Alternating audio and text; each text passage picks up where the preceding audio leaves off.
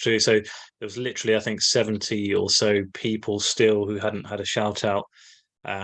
So apologies for that. We literally wouldn't be able to get through all of you, but thank you very much, obviously, for popping your name and contact, where you're from, and so forth into the chat box.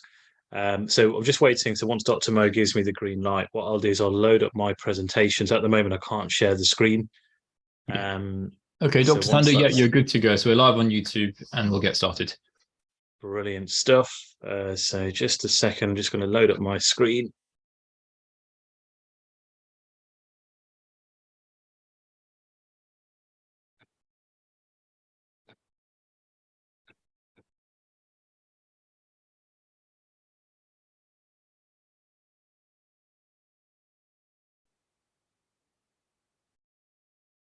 Okay, so just let me know, if you can see the screen share. Yes.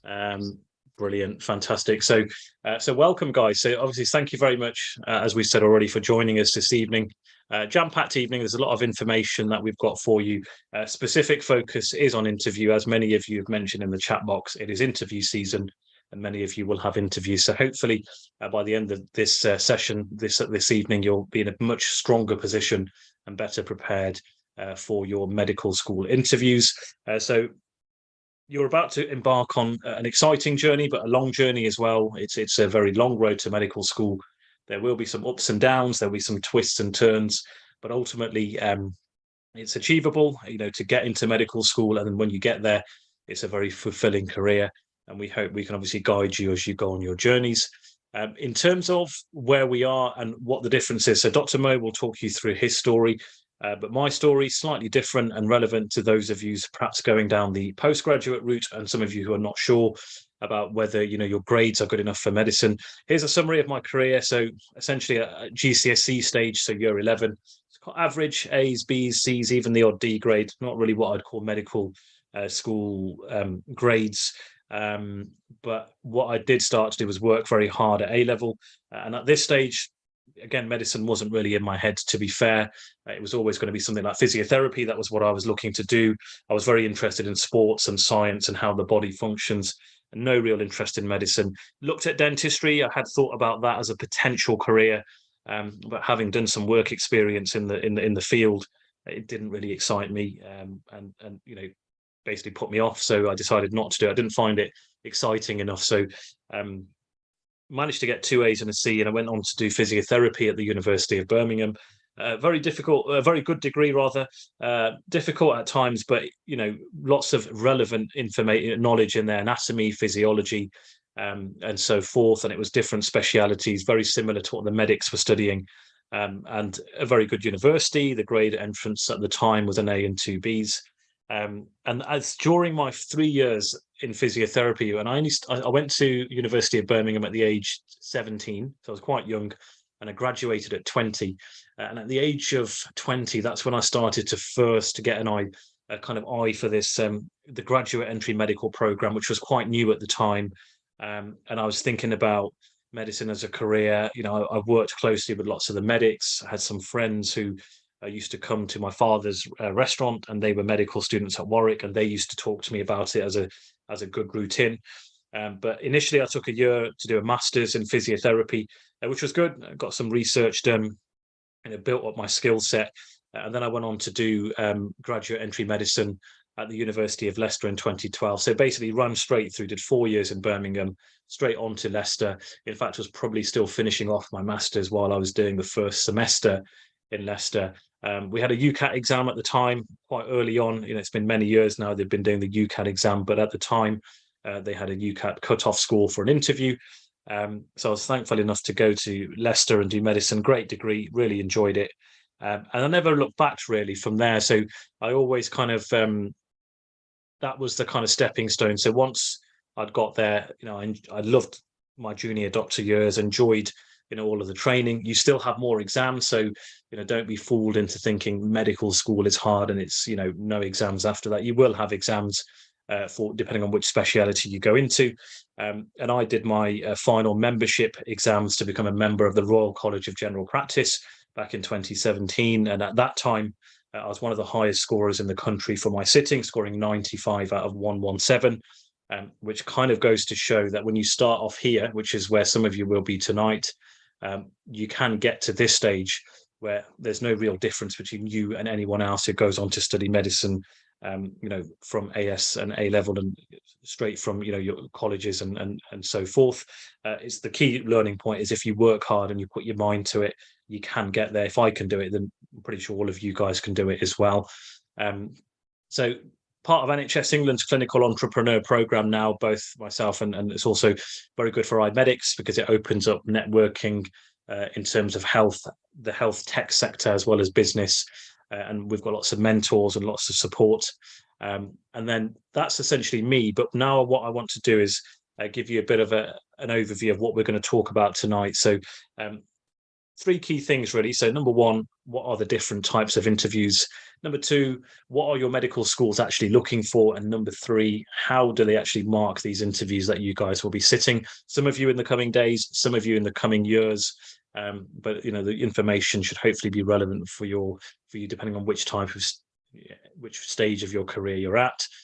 So you've got different types of interviews. So I had a panel interview, and some of you will have this. This is when you're basically, you go into a room, and there'll be a few people. There may be usually 2, sometimes 3, 4, even 5 in some cases.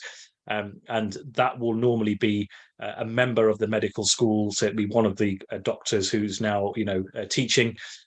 There'll often be a medical student, normally one of the senior medical students, so in their final year. And occasionally there may also be a lay member of the public to give an opinion of you as an individual and how you come across in your interview.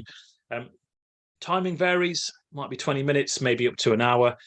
It is often a structured interview, and by that what I mean is they'll ask you a set of questions, and we're going to come to that a little bit later in this presentation. But essentially, they'll ask you a certain number of questions on, motivation to study medicine, ethics, teamwork, and throughout it they'll be assessing your communication.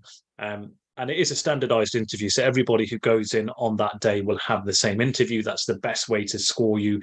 The day 2 will be different. Day 3, 4, and 5 will be different, but each day will be the same, so that it makes it easier for them to compare you with the other people who turn up on the same day as you. Then you've got the MMIs, the multiple mini interviews, and these are the newer ones, newer stations that were introduced, over the last few years. And the reason they did this was because it's very difficult for a medical school to pick a potential medical student, because you guys, whether you're a kid who's coming straight out of A level or you're a graduate student, so you've done an undergraduate degree, most of the people who apply for medicine will have the grades. They will have a good personal statement. And if you're a graduate, most of them will have a 2-1 or above in their degree. So it makes it difficult for them. And that's why the UCAT or the BMAT or the GAMSAT, as well as your interviews, are very important. And the MMI interviews were basically small stations that test different things. They might be, for example, looking at how you solve problems, how you deal with ethics, how you work in a team. There might be some role play with an actor. There's often, stations that vary to maybe 10 stations, can last a couple of hours. But the good thing here is that sometimes people find it difficult when they're in a room with a panel. In a multiple mini interview, you'll often find there might be something that you're good at, and you might score much higher in that, bringing your overall score up. There is stress, there is time pressure as well. Each station is timed. In a panel interview, sometimes it doesn't matter. They may give you a 15-minute or a 30-minute slot or an hour slot. And so you do have a lot of time. Multiple mini interviews are often specifically structured. They might say, right, we're only going to spend 5 minutes or 10 minutes on this station, then you must leave and move on to the next station. So everything you need to do and demonstrate to the panel needs to be in that sort of 5 or 10 minutes that you have. You normally get some instructions. So at the beginning of each station, either on the door or in a clipboard, and they'll tell you what they want from that station. So have a look at it, read it carefully, listen to any instructions that they give you carefully, and just remember there's a few skills that are going to be tested: communication, motivation, how much you know about this medical school that you're going to, and also some ethical principles as well. So by now, most of you, especially the guys who have got interviews coming up, have probably had this drummed into you. So you should be expecting, some things to come up. Here's an example, though, of a multiple mini interview. You may have a task like this either given to you or maybe written on the door, and they may say, have a read of this.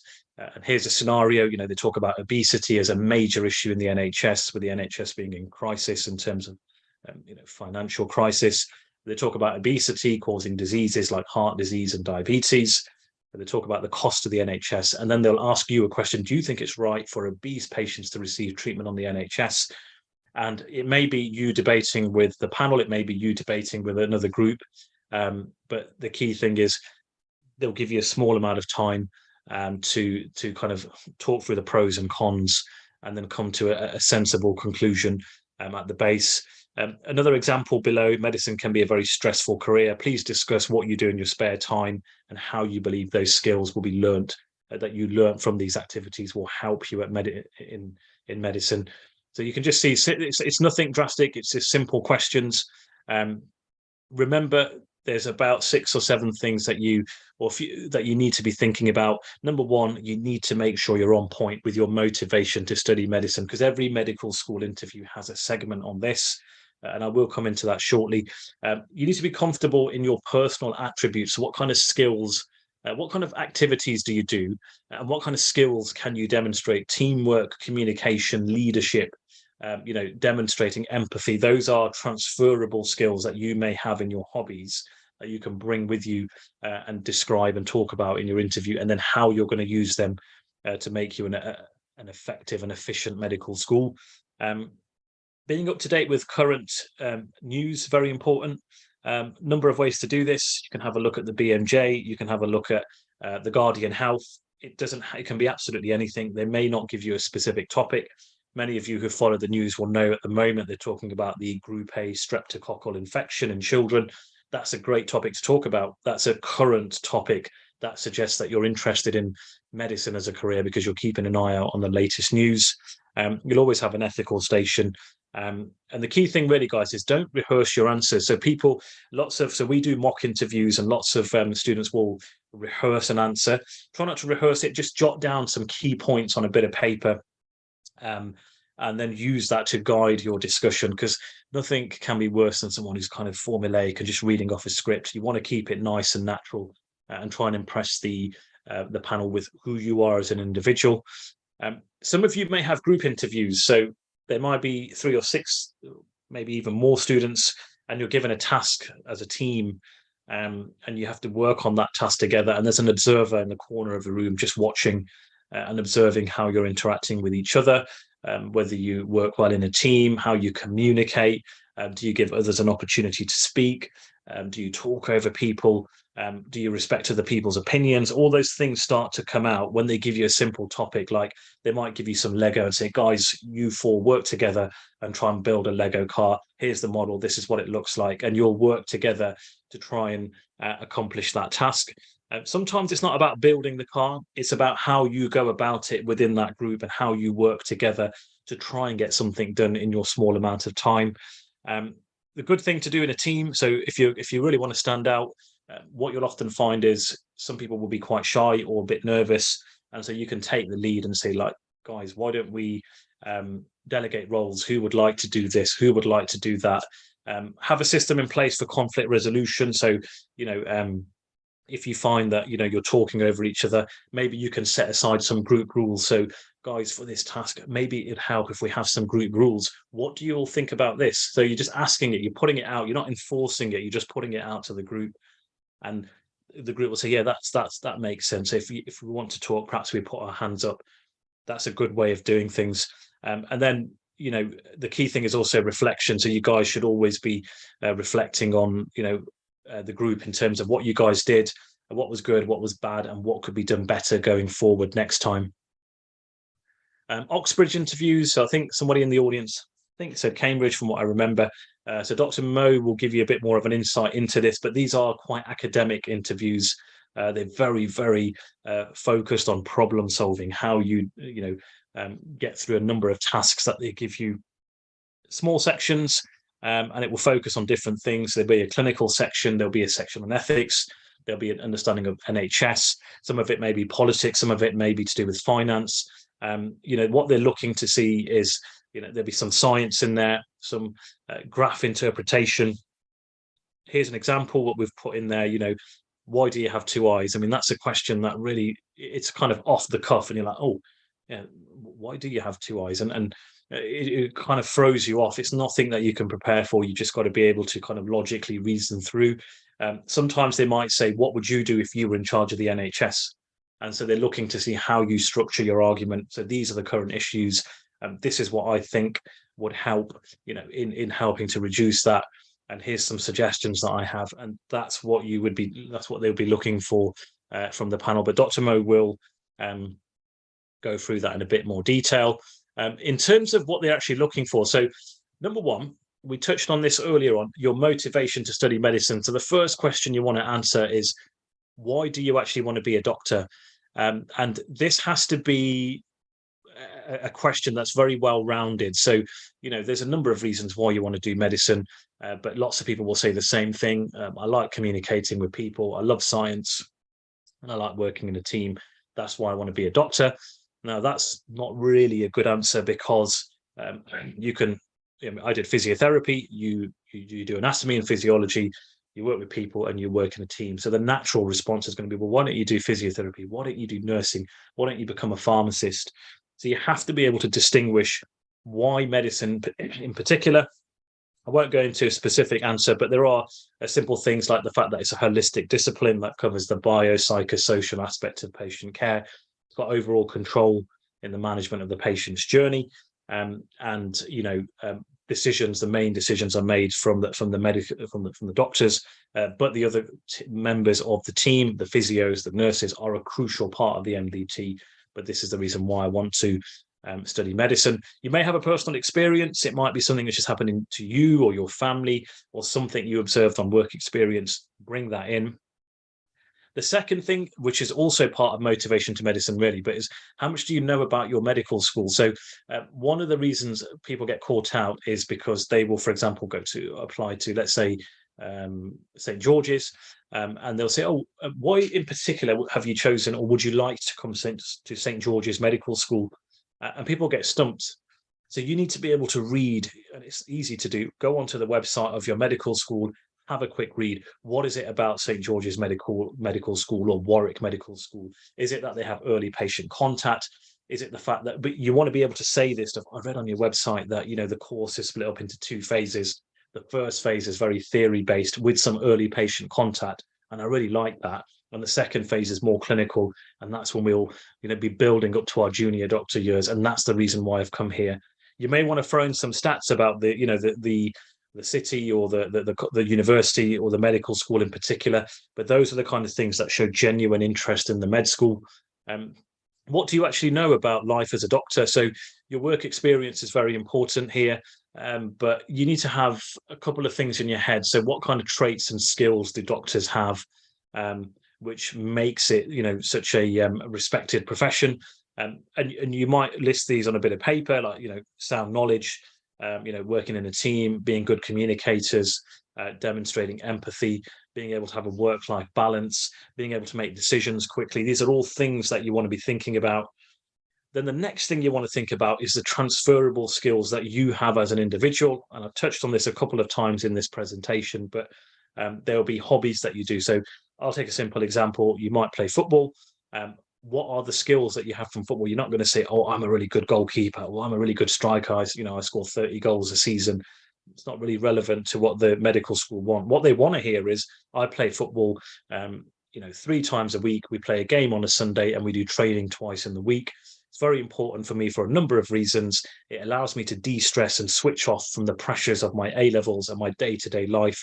And it also allows me to develop my teamwork and communication skills. I play as a defender, and I have to constantly, communicate to other team members to organise the line at the back to make sure we're working in synchrony with one another, and that requires strong communication. And I believe I will bring that with me when I come to medical school. And I'd like to play for your football team. Those are the kind of things. So you've demonstrated a few little small golden nuggets, if you like, in your answer.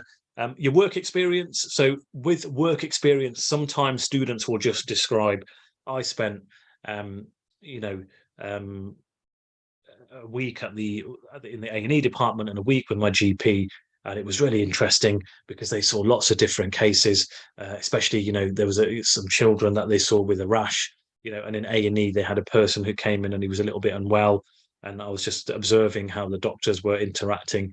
And you're basically describing, you're not really saying what you learnt from the experience. So what you really want to say is describe what you saw, and then what did you see, and then what was it about that's made you realize that medicine is the career for you. You need to know about the structure of the NHS, how it was before and how it is now. We have made this easy for you. So the iMedics website has lots of free blog articles in preparation for interview season. So have a read, click on the links, and just familiarize yourself with that. Ethical scenarios. You will get some ethical scenarios. So you need to be familiar with understanding what kind of scenarios will come up, but most importantly, what structure should I have in terms of, here's a scenario, here's some pros, here's some cons, and then here's a nice conclusion at the end. You don't have to make a decision for serious, difficult ethical scenarios. You can always defer and ask someone more senior, but they are still looking for your thought process. How do you come to that thought process? And the key thing is the pros and cons of the argument. Use the ethical principles, which we've mentioned in our previous lecture: autonomy, beneficence, non-maleficence, and justice. And lastly, how do you demonstrate a good work-life balance? So there's got to be things that you're doing. It might be reading, it might be hiking, whatever it is. Jot those things down, reading a book, there's so many different things that you could do, but now's the time to just summarize all of that information so that you're starting to develop the body of almost like your personal statement, essentially. So some of you have interviews coming up. I think someone's got one tomorrow. So what is the key thing that you want to do? What would I be doing tonight? Well, I'd probably be looking at my personal statement. I'd get it and I'd read it with a fine tooth comb, just because October the 15th was quite a long, it seems like a long time ago now. So you might have even forgotten what kind of stuff you put in your personal statement. So have a read of it. There's a why do you want to do medicine? That's how you start your personal statement. There's a bit in there about your work experience. There's a bit in there about your personal interests. Read it inside out. The worst thing you could do is they pull up your personal statement and say, oh, I've got your personal statement here. It mentions that you regularly trek up Mount Snowdon. And what's your favourite path? Oh, and you get caught out because you made it up. So you don't want to be doing that stuff. Make sure that you've read it and you know everything inside out. Number two, make a quick note of what you observed in your work experience. So you may have shadowed a GP. What did you observe? They had 10-minute consultations. They saw different diseases from different body systems. Let's do a visit at home. They had an unwell child who came in. And what I learned was that, number one, they work under time pressure. Number two, they have to constantly switch from different specialities and have a little bit of knowledge about everything. And they have to be prepared for the unexpected because the sick child came in at the end of the day. And that was, where the GP had to make some decisions very quickly. That's the kind of stuff that they're looking for. I'd have a quick read of a current medical news from the Guardian Health, from the Independent Health, from the BMJ, from the World Health Organization. There's so many different platforms now that you can easily access information from. Have a read of one article and know it very well. Structure of the NHS, the past and the present. So I've mentioned that again. Have a look at our website and you'll see a nice summary of this. Some of the common ethical scenarios, so I'd just brush up on them just so that I know, okay, how am I going to tackle these scenarios? I'd have a read. So someone's got an interview in Bristol tomorrow. I'd be on the Bristol Medical School webpage looking at the structure of the course. Have a little bit of facts about Bristol as a city. Those are the kind of things that would really stand out. And then the next 2 points are important. So you need to be honest. Don't make things up. And the second thing you need to do is you need to make sure that you're just be yourself. I mean, that's what got you to where you are today. You don't need to change. You don't need to do anything different. Be yourself. Keep practicing. So practice with your family, your friends, tutors, mock exams. We do, iMedics does mock interviews as well. Lots of people are doing them at the moment. The feedback is really important because you're better off making mistakes when you're practicing than you are on the actual day of your interview. In terms of how they score it, each medical school will be slightly different, but there will be a scale, normally sort of 1 to 10. And, obviously 1 is someone who's not suitable for that medical school. 10 is someone who's really, really good, outstanding. And they'll basically compare your scores. So what that will be is they'll compare the scores for your day. So on a Monday, we had 30 candidates. They all had these kind of interview scenarios. Here's the average grade. And here's the grade that we think is a good grade. It might be, 7 out of 10 or 6 out of 10 or 8 out of 10. And that will be the cutoff that we will have on that day, for accepting these candidates onto the place in medical school. And then in terms of other things, so things that people forget about really is your body language. So lots of the interviews were done on Zoom. Some of them are still done online, but many of you will actually have in-person interviews now post-COVID. So irrespective of where you do it, so I'm going to break this down into 2 phases. If you go in person or if you're online, you've got to have good body language, full stop, good eye contact, make eye contact with everyone on the panel. Obviously with Zoom, you can't do that. So you want to make sure that you're looking straight at the camera. A good posture, so nice and upright and just professional, shoulders back a little bit. Speech is very important. So it should be nice and slow, soft and clear. So when people are nervous, they talk fast. They may raise their voice and they may get a little bit, a bit fluffy, and you just need to lower the tone a little bit. Go in there and be confident. Hi there, my name is, thank you very much for this opportunity. When they ask you a nice early question, normally they'll always ask you, how was your journey in? How did you get into London? Was it okay? Were the trains running okay? Just be nice and relaxed. Use that as an opportunity to let all that nervous energy out. Whether you do an online interview or whether you do it in person, got to be smart. So make sure you've got a nice shirt, a nice tie, your hair's nice and smart, your shoes are shiny. Again, if you're in person, obviously don't spray too much perfume. 1 spray each side is good. And just have a gentle smile and just be calm and relaxed and focused. And they're the key things that you want to do. And then the last bit, I just want you to have a quick think about how you need to be answering your questions. So there are the first question that you're going to get on day 1 is, why do you want to study medicine? Here's a structured answer. So somebody might say to me, oh, for me, the human body is so intricate, it's complex, it's precise. The impact of disease from a physiology point of view, combined with the social and psychological aspect of disease, has led me to pursue a career in medicine. Then in that same answer, they'll have a main section. Oh, I remember when my grandma was really poorly, she had dementia. I closely observed the geriatrician. They're now throwing in buzzwords that's making the panel think, okay, so this candidate knows about a geriatrician who's a specialist in elderly care, and how this geriatrician set out to investigate the reason behind her decline in memory using blood tests, urine dipsticks, and a CT scan of the head. I found it all fascinating, but the biggest impact was the focus on her mental health, making sure she was safe at home. The team focused on all aspects of her care, from the biological to the physical to the social needs.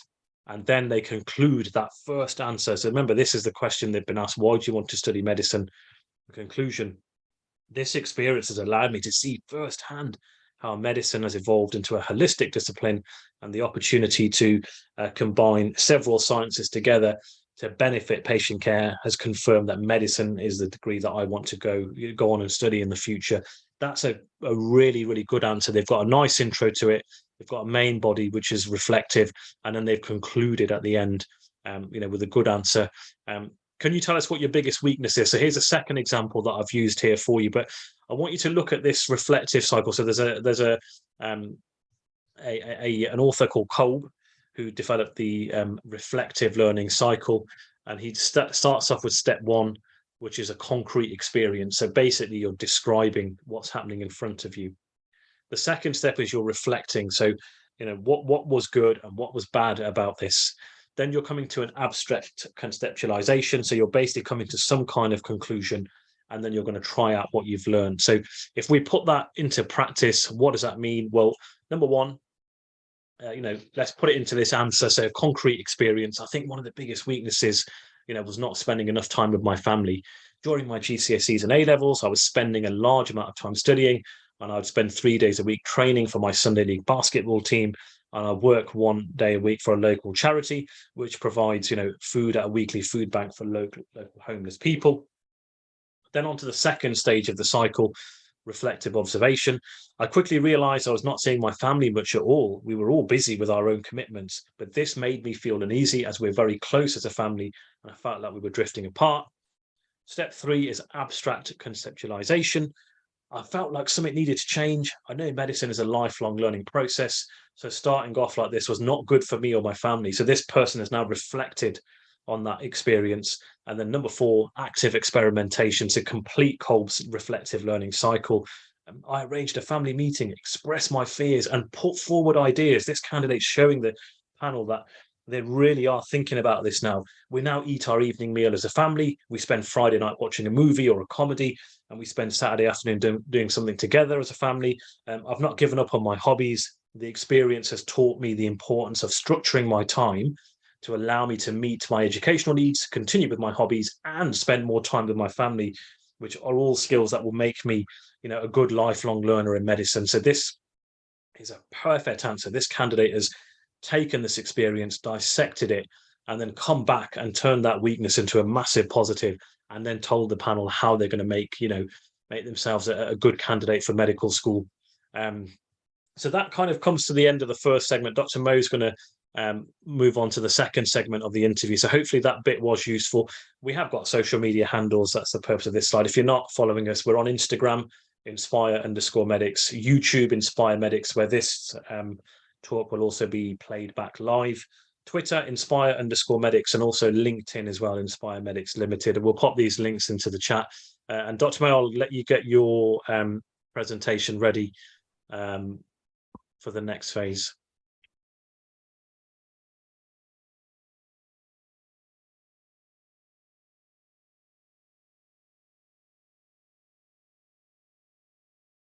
Right, guys, we'll make a start shortly with the second part of this webinar. So I'm going to be going through a few things, such as how to prepare for an interview, how to structure your answers, and the types of questions you can expect on the day. And then we'll take any questions and answers towards the end. So second part should last about half an hour or so.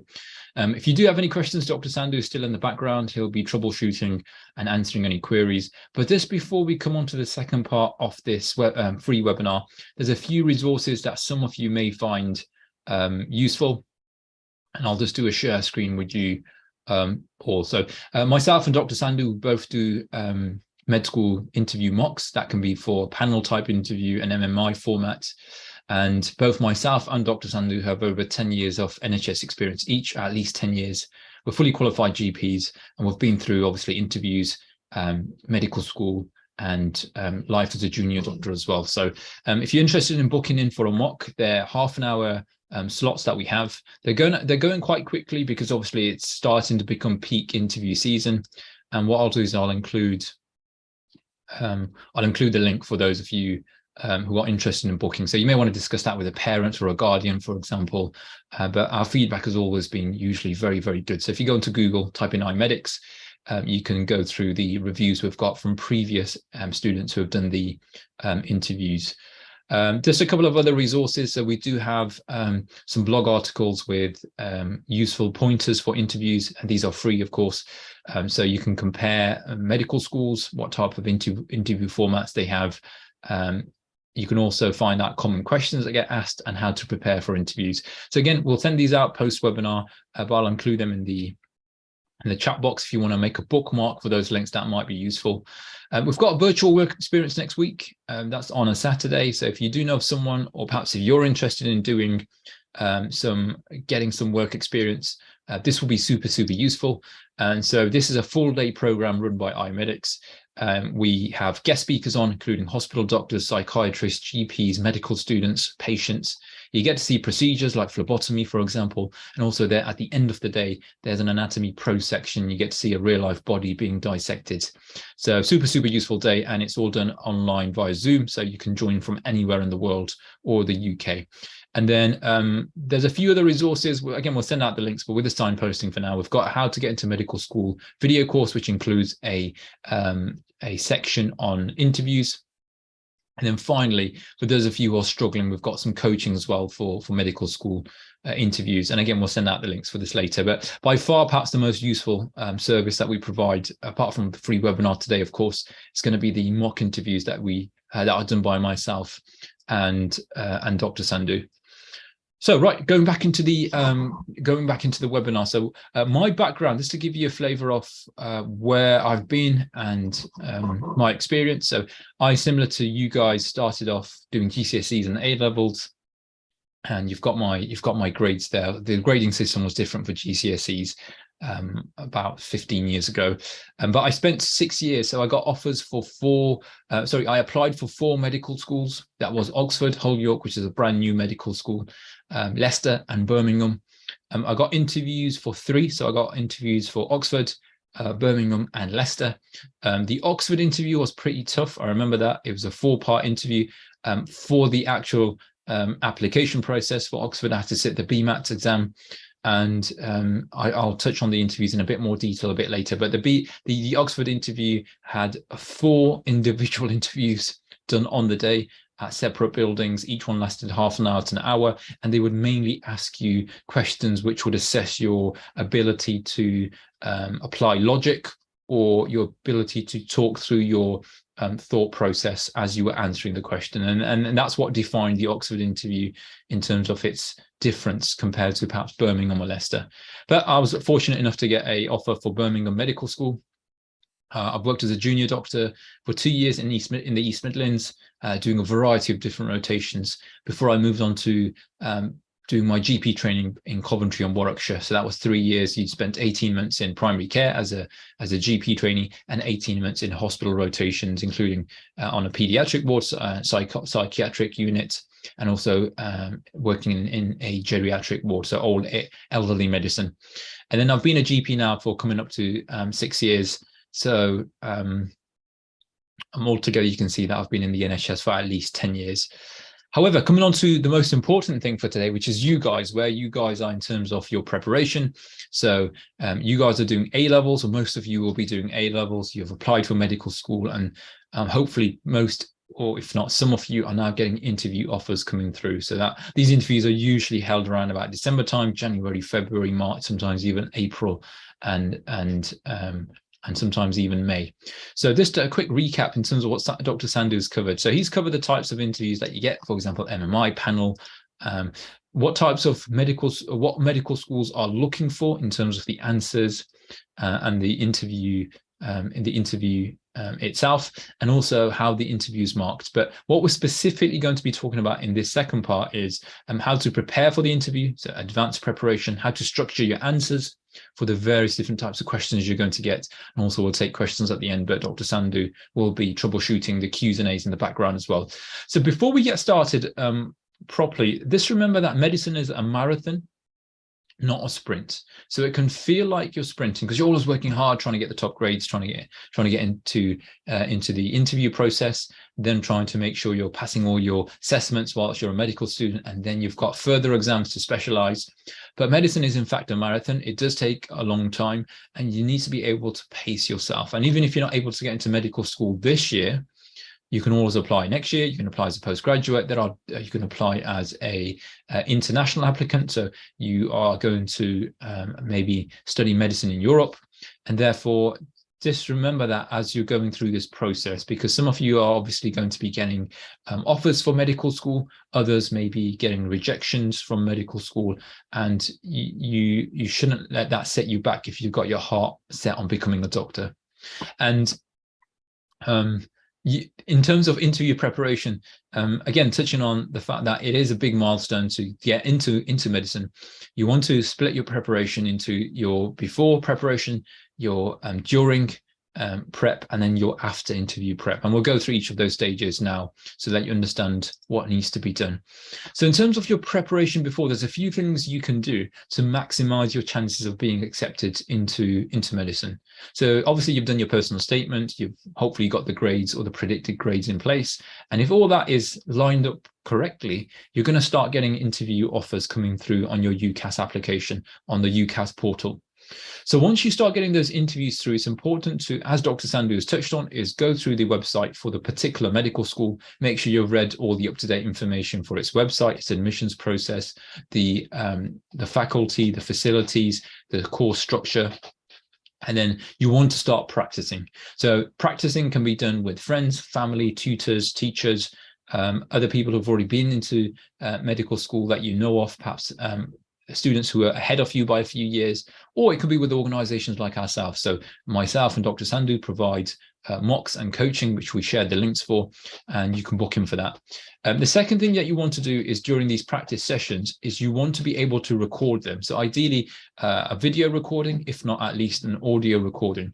And what that allows you to do is to watch your videos back to assess and analyze your performance, to get some feedback maybe from a tutor or a teacher, or a parent or guardian, and then to be able to learn from the answers that you gave in that practice interview, and then make those answers better in your next mock interview. One of the things that I regret, which I didn't really do, was do some mock interviews or practice interviews with friends, families, tutors, and teachers. I felt like if I did the reading, I would be well prepared. But actually, remember, an interview process is a practical process, so you have to have the practice in place in order for you to shine on the day.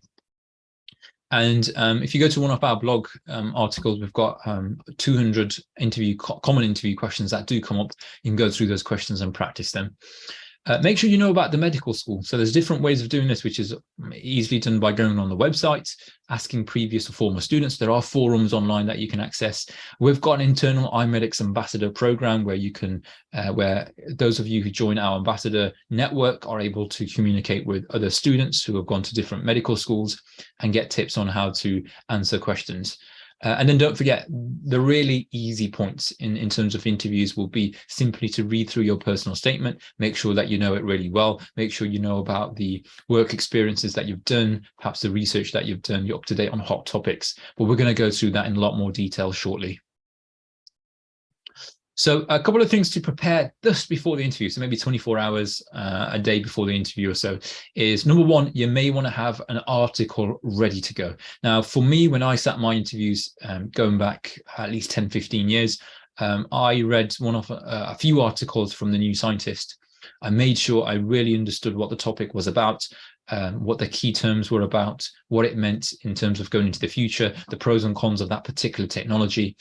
I think it was around stem cell research from what I remember, because I double-barreled. What I mean by that is I included stem cell research as one of my interests in my personal statements, but I also read a topic about an article which I read in the New Scientist. I think I cut it out from the New Scientist and had it filed away before my interview process. So prepare an article just in case you get asked about a hot topic, which you may get.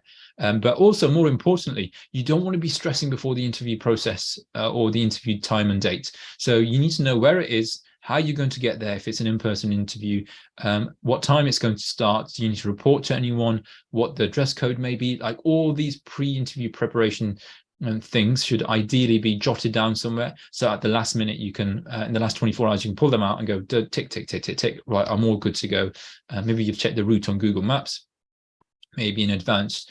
You've booked the train tickets. You just need to have all that stuff out of the way so that you're not going to stress 24 hours before.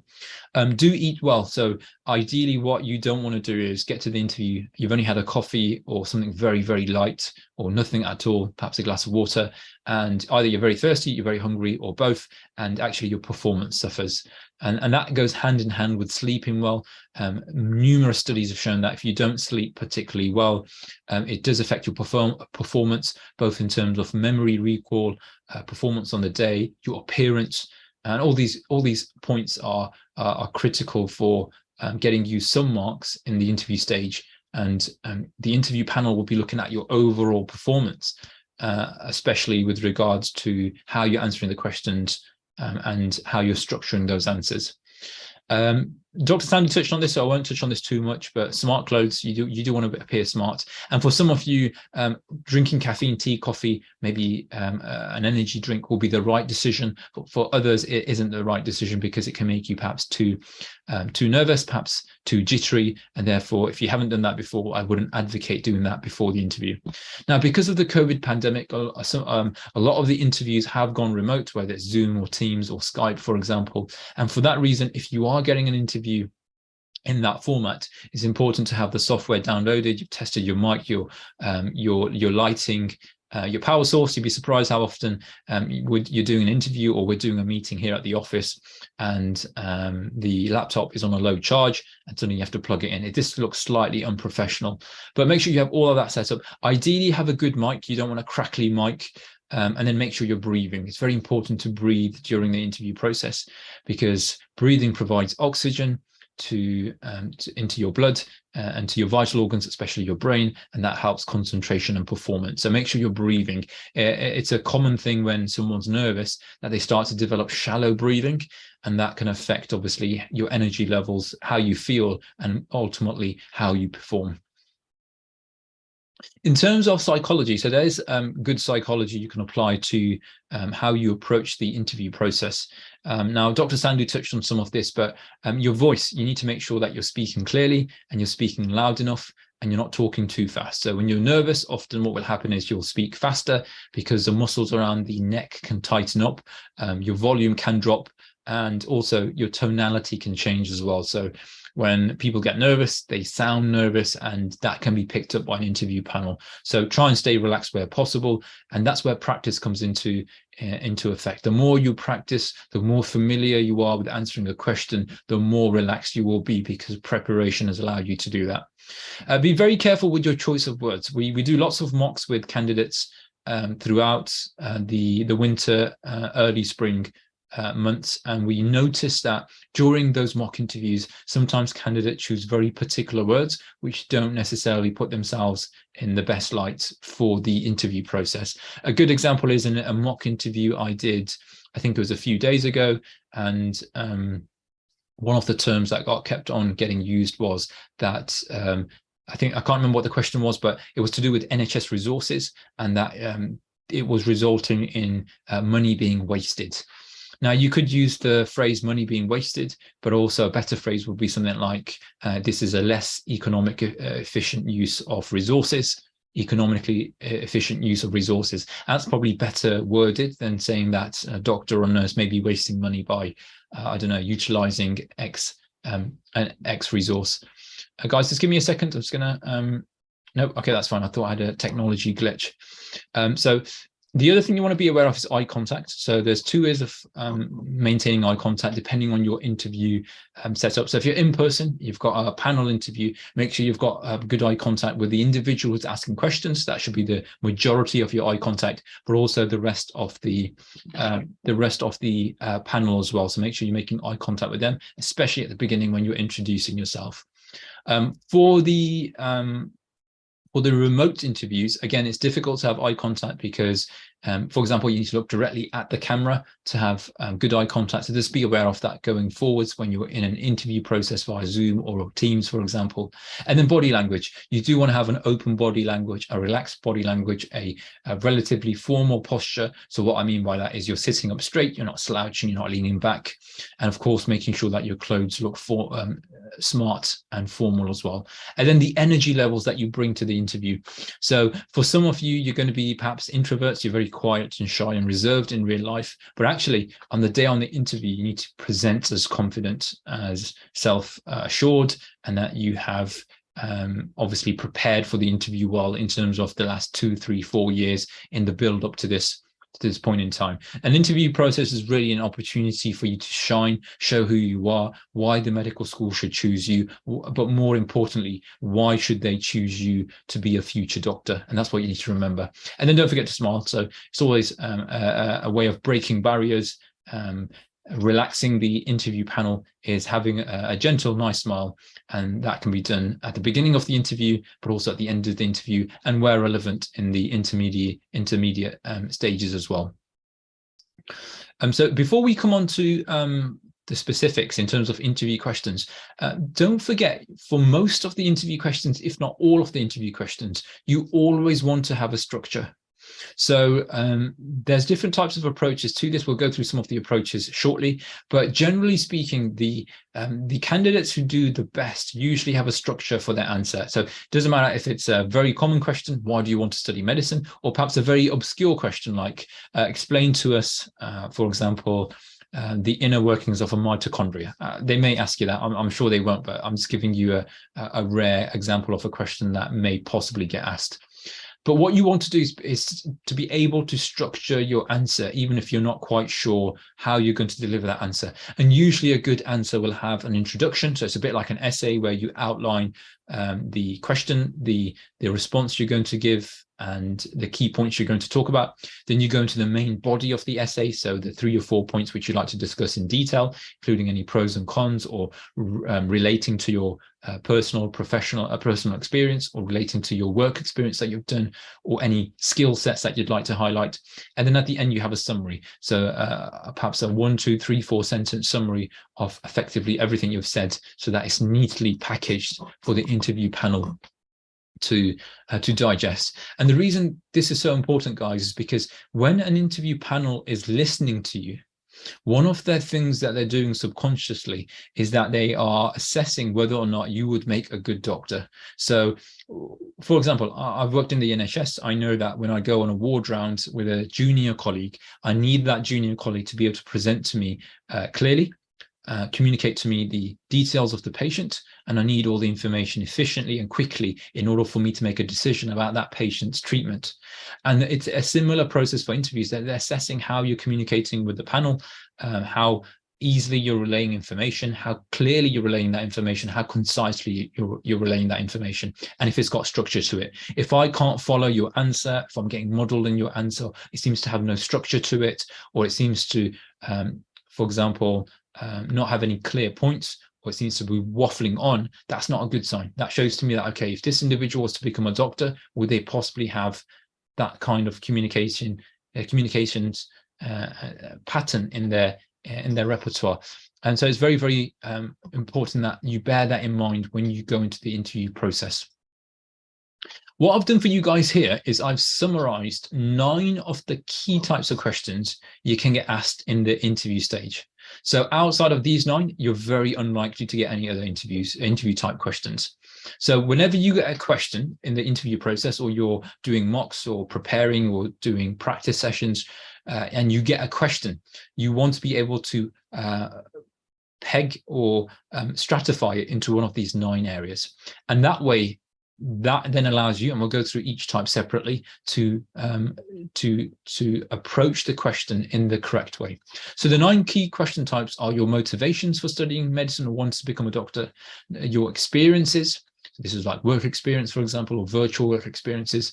Transferable skills. This is a hot one because the GMC, the General Medical Council, has skills that they want doctors to develop. So this includes, for example, team working, good communication, staying up to date with relevant clinical knowledge, and these are what we call transferable skills.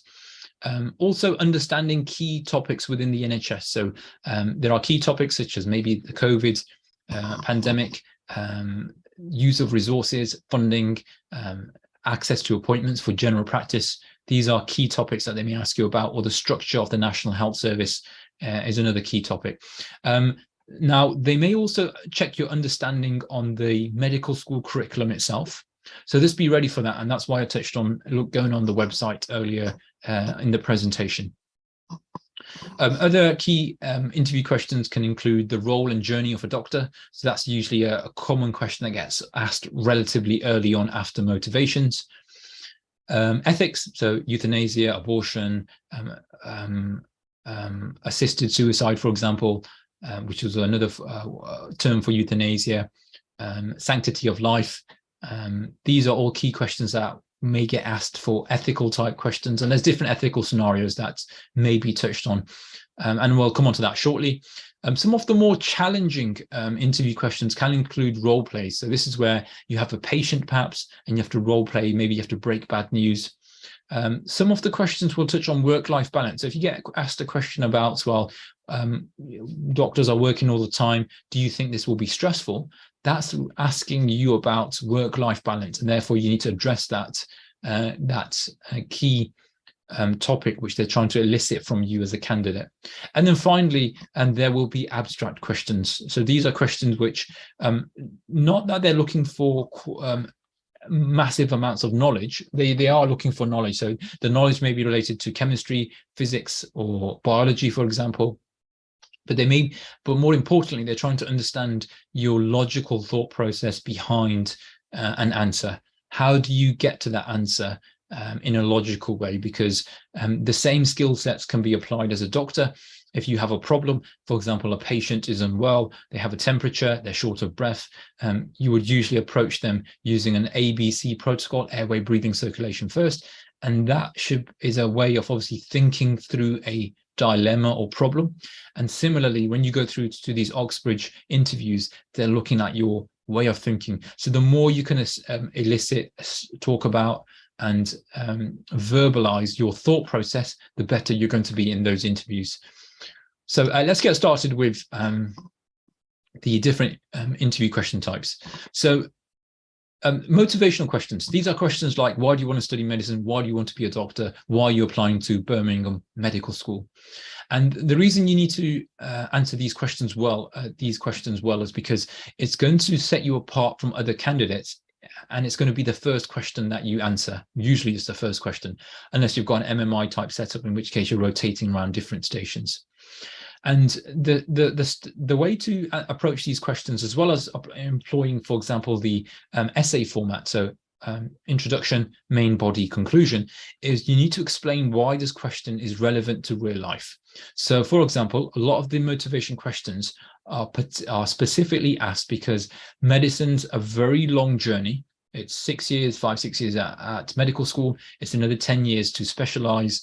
They need to understand that you're determined and you've researched the topic properly, the career pathway properly, and you're not under any illusions. It's a hard, long road, and it's going to take time, effort, sweat, and tears along the way. And that's what they're looking for, is have you properly researched that? Because if you haven't, you may hit the first roadblock, first year of medical school, perhaps you fail one of your assessments. How are you going to respond to that? What's the motivation that's going to drive you through the hardships of this journey? And then they want to see personal examples that you have. So I want to study medicine because, and then you draw on your personal experiences, what you've seen, who you've interacted with, who you've spoken to. And then you want to project that into the future. You want to show that, okay, I've seen this and I want to do this. In 5 years, I want to be a junior doctor, helping patients with cancer to become an oncologist in the future, because I want to help those who are at the end of their lives. As an example, you want to future project, and then don't forget to summarize at the end, just like we discussed in essay type format. The second type of question that you will get asked is experience questions. This is questions like, what did you do or witness on your work experience at the Queen Elizabeth Hospital? Or what did you learn from the iMedix virtual work experience? And here what you want to do is you want to apply something called the Gibbs cycle. So it's a 5-step process, and by verbalizing each of these steps out loud to the interview panel or the interviewer, you're going to set yourself apart from other candidates. So you want to say initially, obviously, what happened in your work experience. I don't know, maybe you did some shadowing, you followed a urologist around on their surgical ward round. How did it make you feel? Maybe it made you feel inspired, scared, anxious, nervous. How did it make you feel when the doctor interacted with the patient and asked about ideas, concerns, expectations, or explained to the patient that they're going to have their catheter taken out later on today? You want to highlight the pros and the cons of what happens. So the doctor explained the procedure very well to the patient. The patient was very nervous, I could see that, and I felt like they were hesitant to make the decision.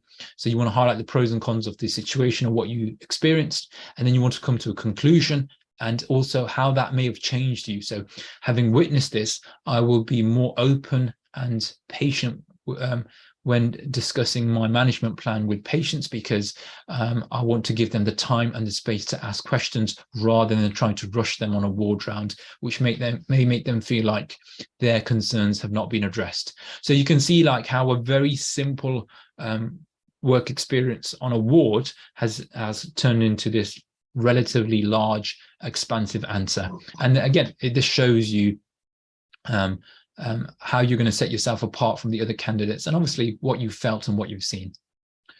The third type of interview question is when they're trying to get at transferable skills. So they may ask you questions like, what are your hobbies? Oh, I see on your personal statement that you are part of the netball team. The reason they're asking you these questions, or they may be very direct, tell us about your skills that you have, or what leadership skills do you possess, or what do you think makes you a good leader? You need to be able to basically take the skill set in question and future project that onto why it's going to make you a good doctor. So, for example, let's say you're the captain of the netball team, and you should be able to explain why this is relevant to real life. So, so you could say, I'm the captain of a netball team, and whilst I may be good at working within a team, within the netball team that I play in, so maybe you play at junior county level, for example. The reason this is an important question is because as a doctor, you're also going to have to be part of a team. You'll be a part of other junior doctors, senior doctors, nurses, pharmacists, physiotherapists, the ward clerk, and being able to work as part of a team is an incredibly important thing a doctor has to be familiar with, learn about, and be comfortable with in order to deliver the best care for the patient, because doctors don't always have the answers within a team structure. And that's how you would deliver the explanation and the relevance of that, of the question they're asking you to obviously real life. And then what you want to do is take the personal examples that you have for that skill set and explain those back to the interview panel. So if you're if you're the captain of the netball team, what are the skills that you have? Maybe you do team talks at the beginning of each match. Maybe you go for team dinners. You organize events for the team. When the team members feeling down, you approach them and you give them some words of advice. Basically skill sets and qualities that show that you're a good leader, but are then transferable to qualities that a good doctor would show. And that's future projecting. And then, of course, conclude. So make sure you've got the structure, like an essay, the opening, the middle of the main body, and the conclusion. The fourth type of interview question that you'll get is hot topics, whether it's current events, past events. And this could be a bizarre question like, talk us through the greatest medical discovery of the last century. It could be a very specific question to do with tell us about the structure of the NHS, or it may be a question related to the medical school in question. Again, what you want to do is take the question and have an opening. So you want to say, for example, there have been many important discoveries in the last century in the medical world. A few would include the discovery, for example, of penicillin, the advent of X-ray imaging, the development of vaccines. And these are all very, very important discoveries which have had a profound impact on healthcare across the modern world. But I think what the question is asking here is that which has been the most important events that I feel perhaps contributed the most to society. And in my opinion, I think it has been the COVID vaccine, because it's been most relevant to me as a young person in the last 3 to 4 years. So basically you want to have an opening and then a middle. You're going to expand about the pros and cons of the vaccine perhaps. And then obviously a conclusion. The fifth type of question that you will get asked, and it's quite a common question, so I would definitely prepare for this, is the career journey of a doctor. So a common question is, talk us through the steps of becoming a hospital consultant. So again, you need to demonstrate to the career panel that this is a very important question, because it demonstrates that I need to have researched my career aspirations and my career hopes in detail, and I need to understand how long the journey is, because I need to stay motivated throughout the pursuit of me becoming a doctor. Therefore, a hospital doctor usually starts at, and then you go A, B, C, D, E, F. You could highlight the pros and the cons if you want to expand on the answer. So you could say that a junior doctor can take time out during their career to pursue extracurricular activities before returning back to their training program. And there are some pros and cons to that. For example, the pros are that that they get to experience things outside medicine, but the cons are it will take them longer to complete their training to become a specialist. And then you want to future project. So you would say, I can see myself in 12 years' time becoming a hematologist. It's an area that I'm particularly passionate about, and I'd like to pursue this particular avenue in medicine once I become a junior doctor. So again, wherever possible, have a beginning, middle, end. Try to future project so that you're trying to demonstrate to the medical school that you have these goals and that you will be a good doctor, or you have your eyes set on this end target. Ethical questions. So these are questions like, please talk us through the pros and cons of euthanasia. What is your opinion of the legality of abortion? What do you feel like the sanctity of life means? But what you want to do is, step one is define the ethical dilemma. So obviously euthanasia is to, for example, is to end life. It's essentially assisted suicide, and there are dilemmas, pros and cons involved in that. So again, you want to have a beginning and opening for your essay, and then you want to talk in depth about the pros and cons. So the benefits of perhaps euthanasia, the disadvantages of euthanasia, slippery slope being a good example. But the key thing in ethical dilemmas is, where possible, stay undecided. Try not to lean towards one particular side. You're for or against euthanasia. The reason we advocate that here at iMedics is because you may have someone in the panel who feels very strongly about a topic. And whilst obviously they're going to be objective and they're not going to mark you down for having your opinion, it's better if you stay undecided, because ethical dilemmas by their nature are dilemmas. There's often no correct or incorrect answer. It often depends on the case in question. But other topics which are ethical type topics include consent, abortion, autonomy, the Hippocratic Oath, and Jehovah's Witnesses. So these are all topics you should definitely read around. Role playing. Now, this is one that catches out lots of students, because often students haven't role played before. And if you've done it for a first time, especially if you're doing it in an interview process, you can come across as having not really prepared for the interview or not really knowing what you're doing. So a good example, we'll go through two examples, is one is Breaking Bad News, and the other one we'll come on to shortly. So Breaking Bad News, always introduce yourself. Hi, my name's Samantha. I am a junior doctor. Hi, my name is Mo. I'm a junior doctor on the ward. And start off with open questions. Can I get your name? Can I ask you if you understand the reason why we're having this discussion today? What do you know about your father? What do you know about what kinds of tests he's had done? What do you understand about what information I'm about to give? What are you most concerned about? What are you hoping from me today? These are key questions you can ask.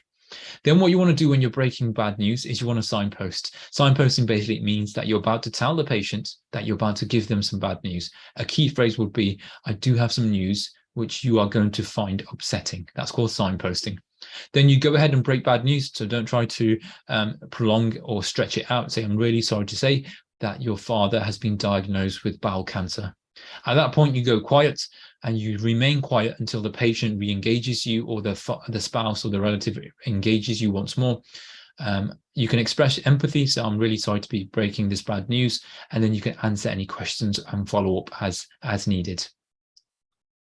Other role plays that you might have is you may be asked to counsel someone on stopping smoking. So again, the format's the same. Always start off with an introduction. My name is Mo. I'm a junior doctor on this ward. Can I get your name? Very nice to meet you, Mr. Smith. I understand that you're interested in stopping smoking. Would it be okay to ask you a few questions first? Do you smoke? How much do you smoke? What do you smoke? How long have you been smoking for? Why do you smoke? Why do you want to stop?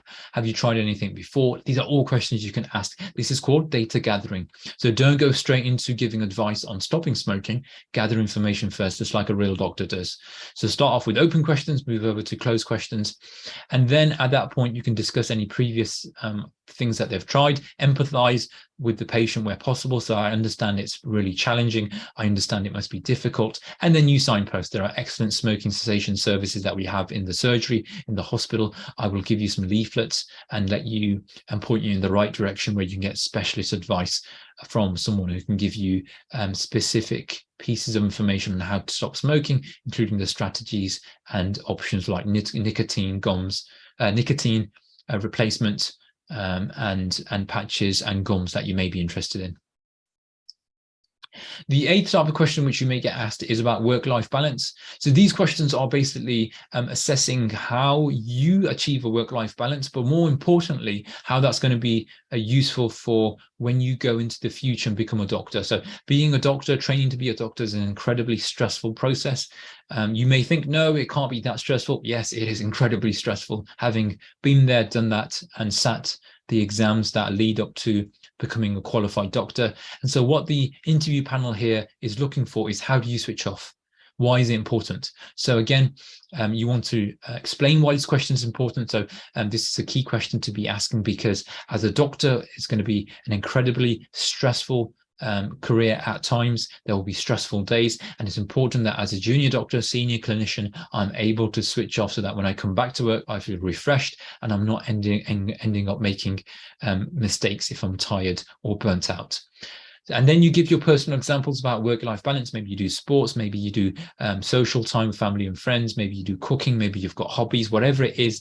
And you try and bring in some of your key skill sets at the same time. So if you like to play football to relax, maybe you're the captain of your team, you're a team player. So you can draw in all these different skill sets at the same time, and you future project. So when I become a junior doctor, every once a week, I will get together my friends from the local hospital and ask them to join me, and I will organize a 5-against-5 football match indoors at my local sports center. And all it does, it shows the interview panel that you're willing to future project and that you know what your goals and aspirations are, taking the key skill sets that you already have. I think the other two key things I want to mention is you are going to get asked some very common interview questions, and I would definitely prepare for these. So whatever you do, please prepare for these two questions, because they'll get asked like 99 to 100% of times.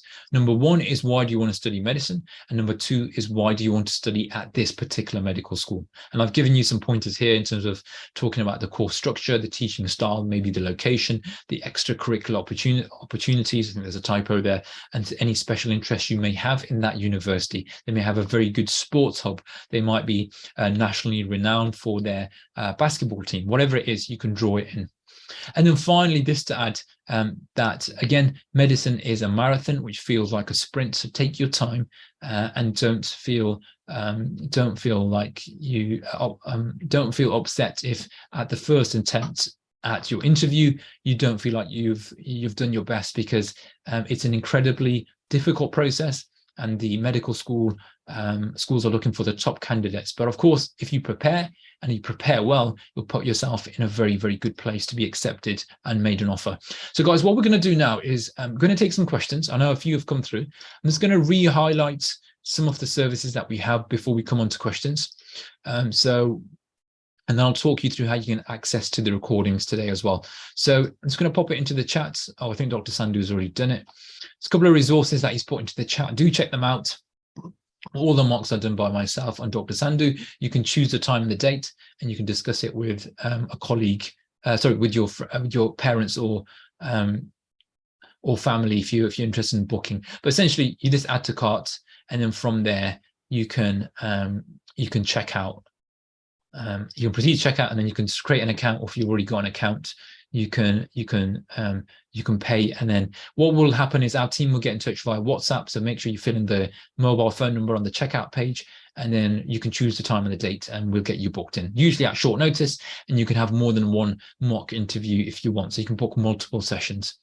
So, the other couple of resources that we've got is the med school interview coaching, virtual work experience, which is on Saturday next week. The video course, which is how to get into medical school, and we've got a topic on interviews. So we've got two topics, I think, on interviews in the video course here. And then also don't forget our blog articles and our interview tips and questions. So if I go into top 200 interview questions, there's so many interview questions you can prepare for there, and they're categorized by theme. So there shouldn't be any issues working out what kind of thematic question you're being asked. Right, we'll answer some questions. Dr. Sandhu, do you want to start jumping into some of these questions? I'll take the first one. So the recording will be on YouTube. You'll get a link, and you can watch back the ethical slide at the end. That's not a problem. So you've got a niche. This might be a niche question, but when a colleague friend is being discriminated, how do you respond to that and structure the answer? So you need to basically highlight that that's not fair. It's not the right thing that to be done if they're being discriminated. You would usually approach the individual who's doing the discrimination in private later. You would highlight what you've observed, and if necessary, you may need to put in complaints to the relevant individual. But again, you want a beginning, middle, and end to that answer. You want to highlight that if there's discrimination occurring, that it's obviously incorrect, it's not right. You would approach it in a sensitive manner. You would highlight how you would approach it in terms of when you would approach the colleague and friend, what you would say to them, how you would say it. And then also you would outline the pros and cons of doing that. So for example, you may break down your relationship with that individual because they may feel like you're obviously picking them up on something that they shouldn't have said. And then you want to summarize at the end as well. So that's how you should be approaching that question. Abstract questions, Amna, you should basically, where possible, talk about your rationale and reasoning for the answer you're giving. Break it down into as many micro steps as you can. So for example, if you're breaking down, I don't know, how would you assess, this is a random question, Amna, how would you assess how many lampposts there are in London? Like you would start off by obviously trying to work out the population of London is approximately, let's say 10 million. And therefore, if there's 5 people living in each house, that means there's X many houses. There's roughly 200 houses per street. There are 5 lampposts per street. Therefore, there are. So you just want to talk through your logical rationale behind your approach to the answer, and rather than knowing the correct answer. And by doing that, by demonstrating your thought process, that will put you in a better place as opposed to trying to get to the correct answer in the very first sentence. Yes, you get a virtual certificate if you attend the virtual work experience. Sorry, you do get a certificate if you attend the virtual work experience. Yes, Mahalakshmi has asked, when asked to talk about your work experience, does that include volunteering too? Yes, it does. And then Parminder says, I've got 2 interviews coming up in January. How do I get prepared for that? And also, is 1 month enough to get prepared? So yes, 1 month is enough, but you need to practice, record as much as you can, watch yourself back. Reach out to individuals who can critique you. So particularly here at iMedics, we can do mocks, give you feedback, do coaching, for example, but you can do that with tutors and teachers as well. And that's super, super important. And then Katie's got, as a prospective student, how much emphasis is there for time taken to work through a question? I.e., if it is a difficult question, would it be okay to work through it during the interview?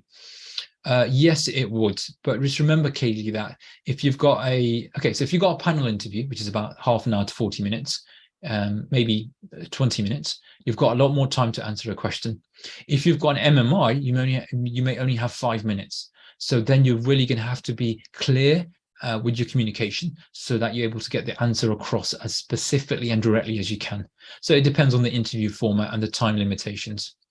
Omar says, what do you advise in a situation where you're not familiar with a hot topic or you're given or anything else in the NHS you're unsure about?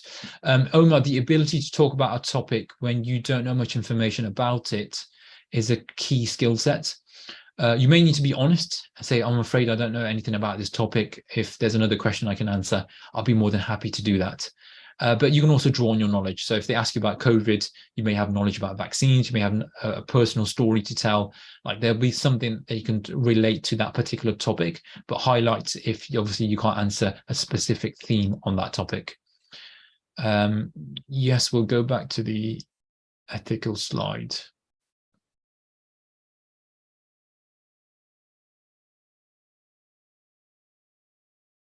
Okay, so there's the ethical slide for the individual asked.